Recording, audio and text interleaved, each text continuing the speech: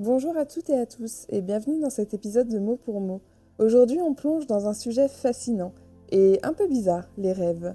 Ces petites séries Netflix dans notre cerveau qui débarquent sans prévenir, souvent sans scénario crédible, mais qui nous laissent parfois perplexes au réveil.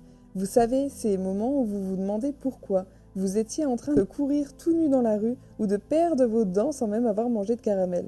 Mais alors que signifient vraiment ces rêves complètement fous qu'on fait tous ? Dans cet épisode, on va décrypter ensemble les 5 rêves les plus fréquents et découvrir ce que votre subconscient essaye de vous dire. Et spoiler alert, il ne s'agit pas de devenir dentiste ou marathonien. Installez-vous confortablement, préparez-vous à rire un peu ou à vous reconnaître beaucoup et laissez-vous emporter dans le monde mystérieux et parfois absurde des rêves. Et attention, ça pourrait bien vous surprendre. Alors restez avec moi jusqu'à la fin.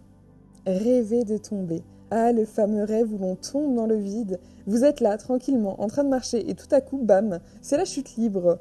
Un vrai ascenseur émotionnel sans le bouton stop. Et bien sûr, on se réveille en sursaut, comme si on venait de se prendre un coup de pied invisible, mais rassurez-vous, vous n'êtes pas seul à vivre ce grand plongeon nocturne. Alors pourquoi on rêve de tomber ?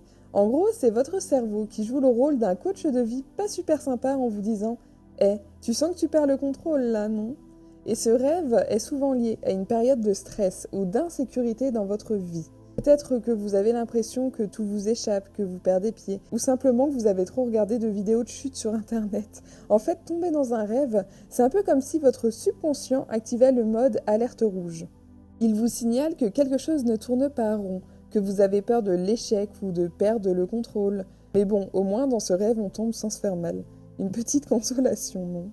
Passons maintenant à un autre classique des nuits agitées, le rêve où l'on se fait poursuivre. Vous savez, celui où vous courez pour échapper à quelque chose, un monstre, un inconnu, votre boss, bref, c'est la panique totale. Et vous, bien sûr, vous courez à en perdre haleine, mais c'est comme si vos jambes étaient en guimauve. Alors pourquoi on rêve si souvent qu'on se fait courser comme un personnage de film d'action ? La réponse, elle est simple, votre subconscient essaye de vous dire que vous fuyez quelque chose dans la vraie vie.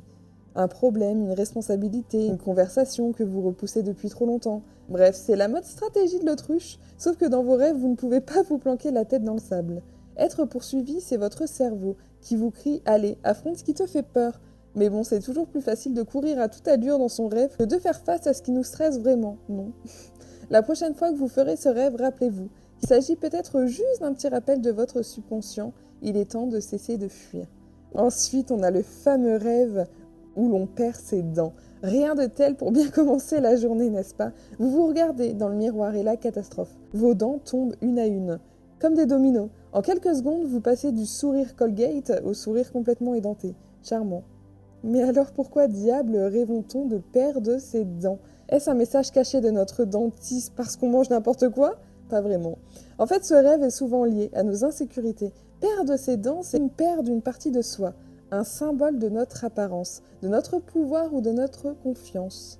Ce rêve, ça peut aussi indiquer que vous avez du mal à vous exprimer ou vous avez peur de ne pas être à la hauteur dans une situation donnée. Un peu comme si votre subconscient vous disait « Hé, t'as plus les crocs là ». Ce rêve peut survenir quand on se sent vulnérable, quand on redoute de perdre quelque chose de précieux ou de ne pas savoir mordre la vie à pleines dents. En gros, c'est le moment de se rappeler, de se recharger en confiance en soi ou d'appeler votre dentiste. Rêver de se retrouver nu en public.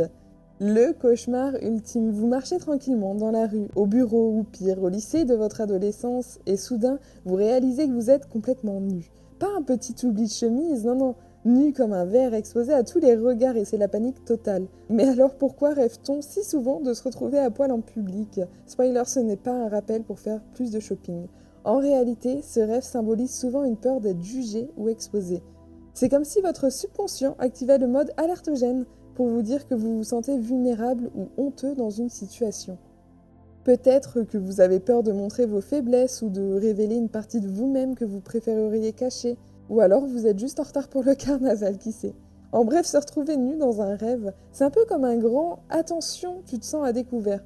Mais ne vous inquiétez pas, ce n'est qu'un rêve et rappelez-vous, dans la vraie vie, on a toujours la possibilité de se rhabiller ou de garder un peignoir à portée de main. Et enfin, terminons cet épisode sur une note un peu plus haute avec le rêve de voler.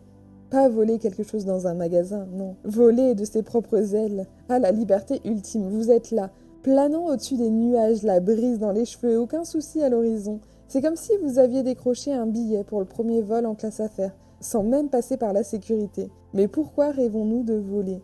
Ce rêve, c'est souvent un signe que vous vous sentez libre et puissant dans votre vie.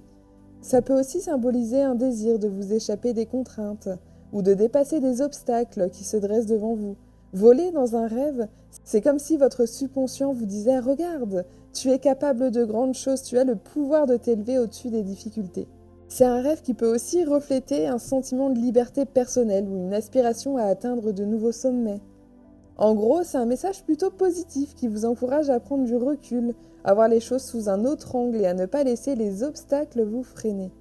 Alors la prochaine fois que vous vous retrouvez en train de voler dans vos rêves, souriez. C'est peut-être votre subconscient qui vous donne un petit coup de pouce pour aller de l'avant, ou simplement une façon amusante de vous rappeler que vous avez les ailes pour réaliser vos rêves. Voilà, nous avons exploré ensemble les 5 rêves les plus fréquents et tenté de percer leur mystère. Entre chutes vertigineuses, courses effrénées, dents perdues, nudité incongrue et envolées majestueuses, il semble que notre subconscient aime bien nous offrir un vrai spectacle nocturne. Et rappelez-vous, ces rêves ne sont pas juste des histoires sans queue ni tête. Ils peuvent être le reflet de nos peurs, de nos désirs ou de nos émotions cachées. En les comprenant, on peut mieux saisir ce que notre esprit essaye de nous dire, ou du moins, mieux nous préparer à la prochaine nuit. Merci d'avoir écouté cet épisode jusqu'au bout.